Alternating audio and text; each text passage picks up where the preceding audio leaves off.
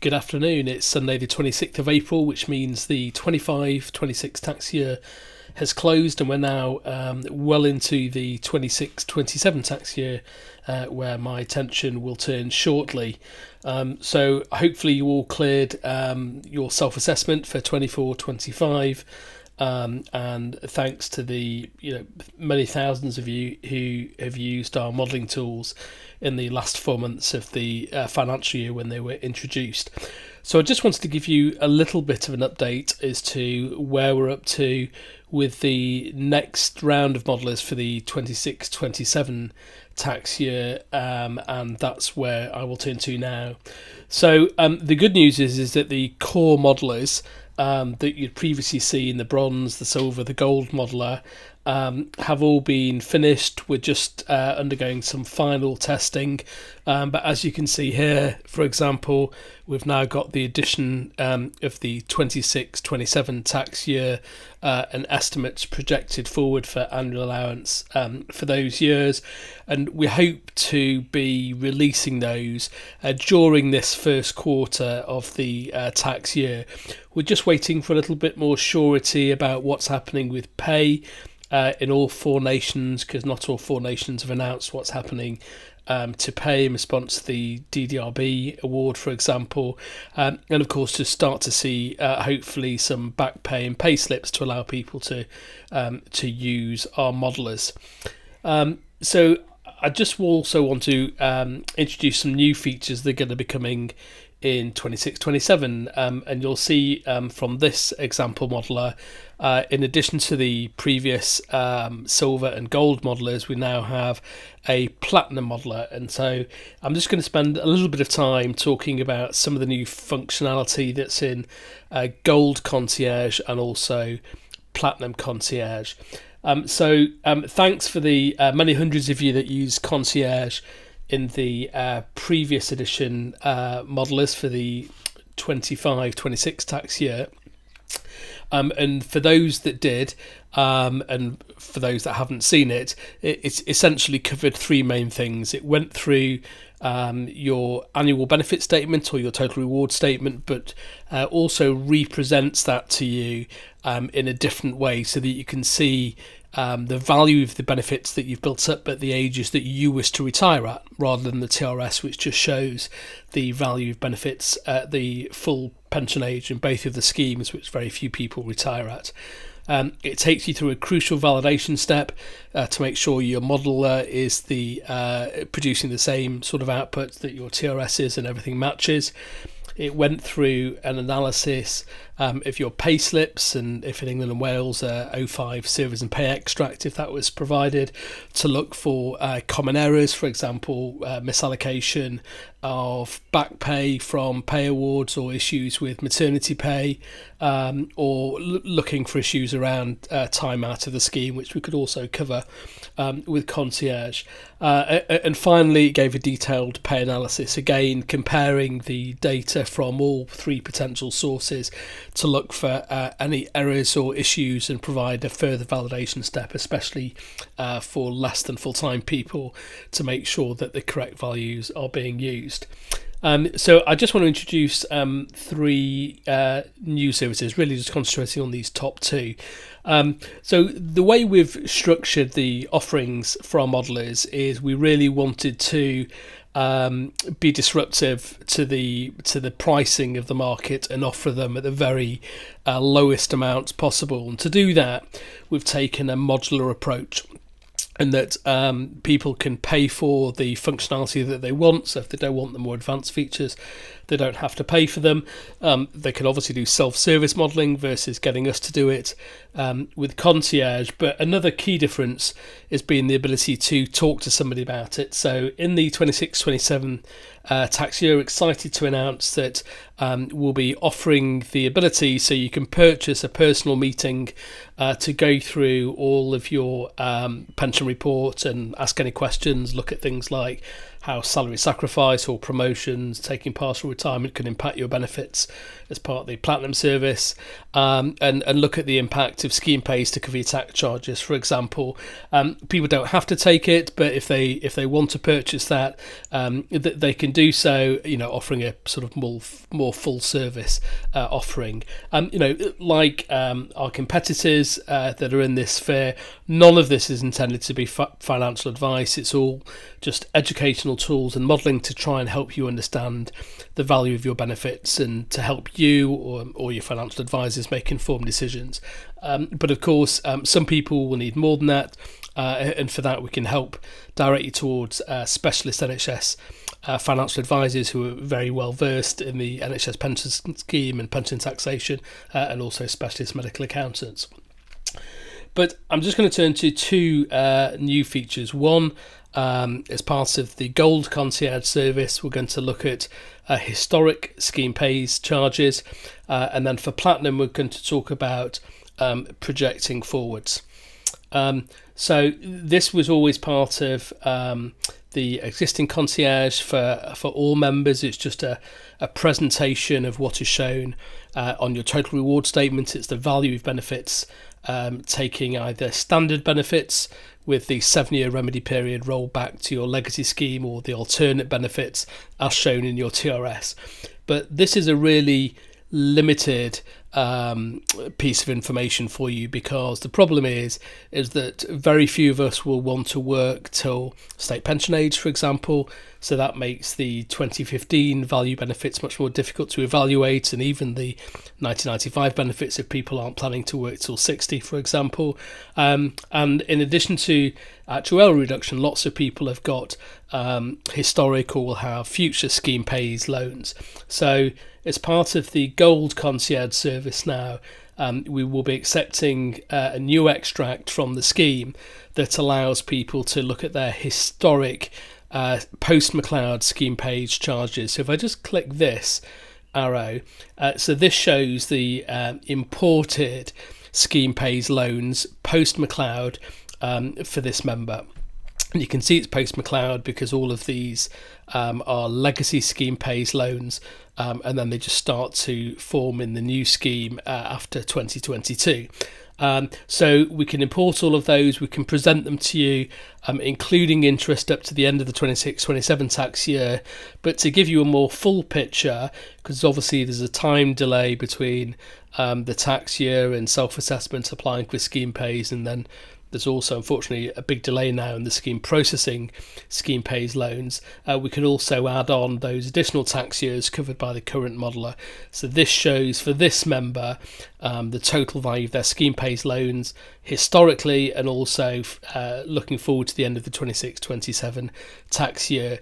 And if you don't want this kind of more full view that shows the relevant CPI rate, something called SCAPE, which is added on to your interest rate, and then the total interest rate, you can simplify it and look at the loan across both of the schemes, the interest rate and what the totals are at the moment. We also present that graphically to you, so you can see what the value of your current accrued benefits are, and then the effect of what a scheme pays loan would be at the ages that you want to retire. So you can see here the pension benefits would be reduced by 8% by that level of scheme pays indebtedness, and similarly we can see that the lump sum reduced by around 6%. If you've got a 1920 compensation claim in and you filled in the relevant paperwork with the scheme and that's registered by them, we also show you the equivalent additional pension that you'd get from that, and the additional lump sum equivalent as well as part of that compensation scheme. And again, this view was there for concierge members previously, so people can see not only the kind of TRS type view, which only showed benefits at full retirement age, but to allow people to see what the impact is at the age that they want to retire, looking at standard benefits or alternate benefits if they're not rolled back for that 7-year period. And again, for people that have got the Gold Concierge service, they can now add in scheme pays onto that, so they can see that the impact of the scheme pays, these little grey bars as well, so they can see that the value of the pension that they've accrued to the end of 26-27 based on the ages that they want to retire. So a much more useful view than scheme pays. But lots of people were asking us, well, what about if I want to look at the impact of taking a salary sacrifice car, or what about, if I'm only 50, what about the value of pension that I'm going to get when I'm 60? And that's where we come to Platinum Concierge. So I'll just take you forward to there.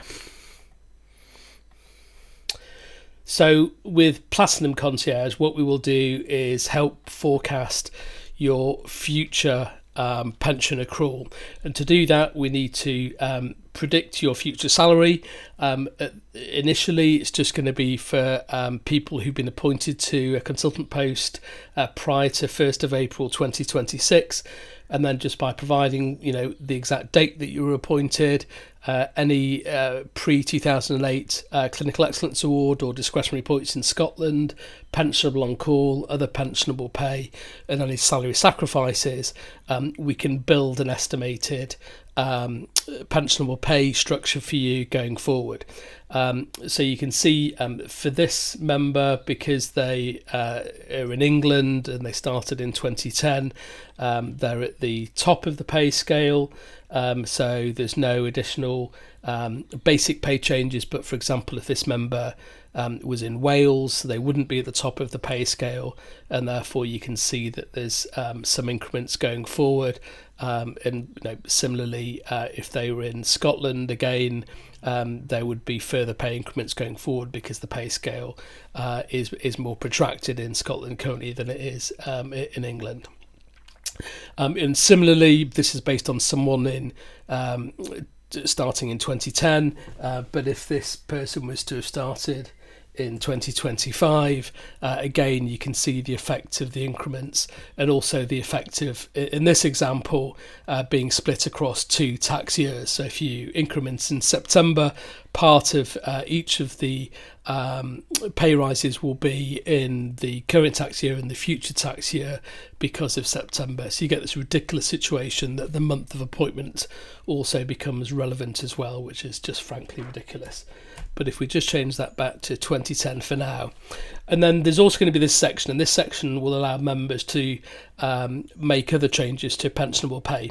So for example, this shows an existing salary sacrifice, and then this member is wanting to reduce the amounts of salary sacrifice to wean themselves off to limit exposure to annual allowance. But for example, let's say you wanted to add a management role in there from, so this member is 60 in 2036, so let's just say from 2033 they wanted to take on an additional management role that paid, let's say, 20,000 management, and then you can see the impact on that on the pensionable pay structure, and obviously that might come with an annual allowance charge, etc., but just allows people to project forward. Now, just kind of one slight caveat with all of this is that this is taking things that are known. So, for example, it knows the pay structures in all of the nations. What it doesn't know is what's going to happen to inflation in the future and what's going to happen to DDRB and government pay awards in the future. So in terms of the forward-looking stuff, this is all estimates rather than being an accurate prediction, because no financial advisor has got a crystal ball and can say what DDRB are going to do next year and what the government are going to do in response to DDRB next year, and no one knows what President Trump's going to do, and no one knows what's going to happen with the Iran conflict and the Strait of Hormuz and inflation. We're in pretty labile times, but this just kind of allows people to get a good general idea of the pension they're expected to build up in the future based on their known pay increments and any other known pay changes. But you just have to remember that there are also unknowns that affect these values as well. You can also tell it what you expect your future non-pensionable pay to be. As a primer, it will work out what that value was in the previous year. You can just press this button and then project that forward and then use that value. But if you want to put in a different value, you can. So then taking that forward, I'm going to talk you through very quickly just 5 charts that's produced that will really help people hopefully understand the value of their benefits and how things that they can do will change that.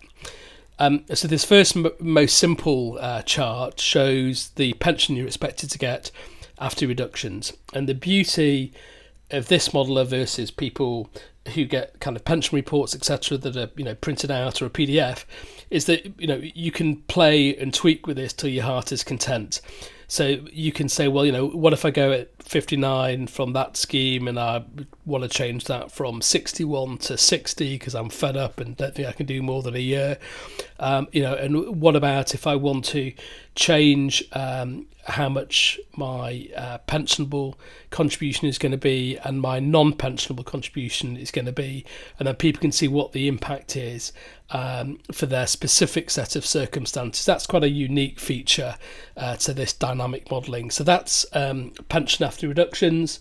The next one is an important one, and this projects forward your existing scheme pays loans. So these are your post-McLeod scheme pays loans. The black are legacy charges and the greys are 2015 charges. And again, you can see what the effect is of changing the amounts that you work.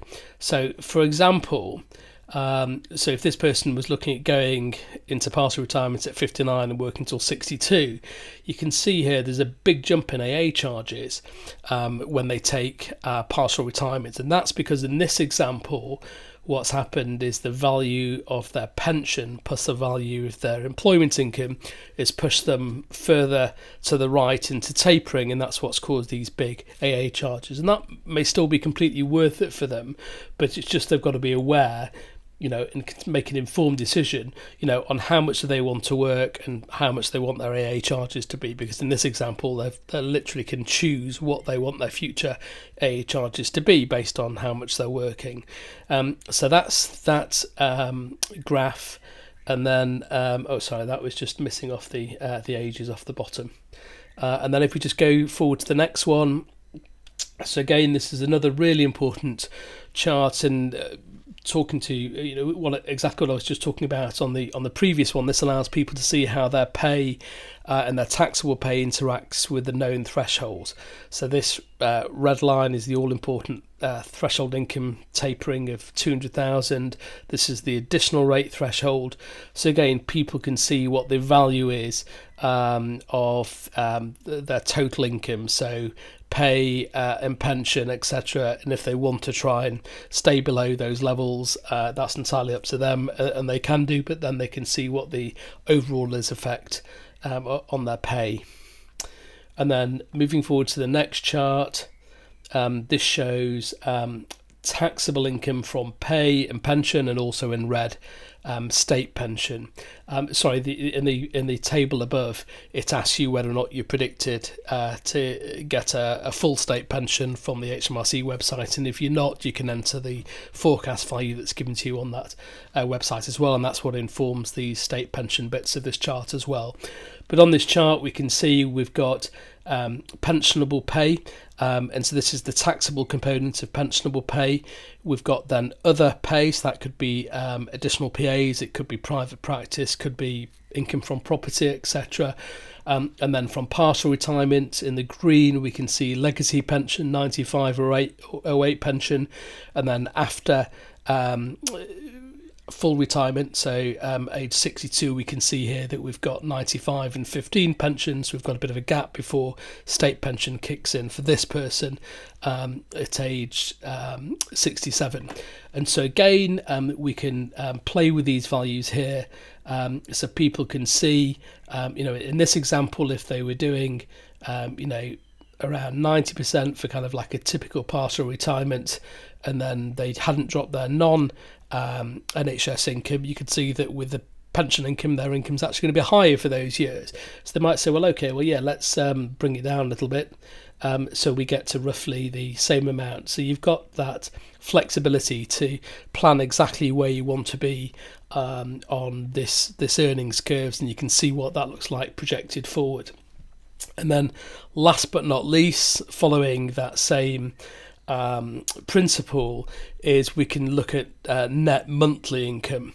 And so you can set a net monthly income target. So let's say you wanted that to be 6,000, for example, and then you can see in red we've got a shortfall.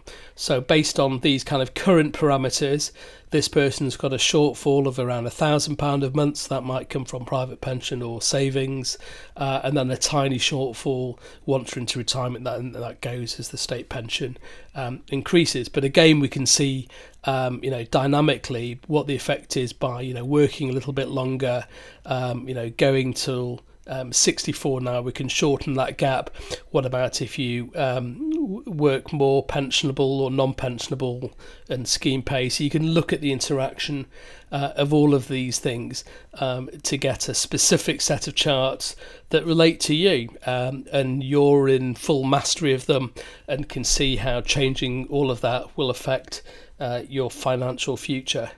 So that's just a quick kind of whistle-stop tour of where the modelers are going. All of these are going to be out in the coming months, and obviously if you're on the mailing list you will get to find out about them soonest, including the new platinum level modelers. Just in kind of pension terms generally, there is quite a lot going on at the moment. For those of you that follow the press, you will have seen quite a lot of speculation about what Reform are planning to do to public sector pensions, and they've got a review ongoing, but what they've been parading to the media is talking about ending DB pensions, defined benefit pensions, particularly to new entrants from 2030, which obviously sounds quite alarming in the context of the previous Hutton report, etc. And that will obviously get a fairly fierce response from the public sector.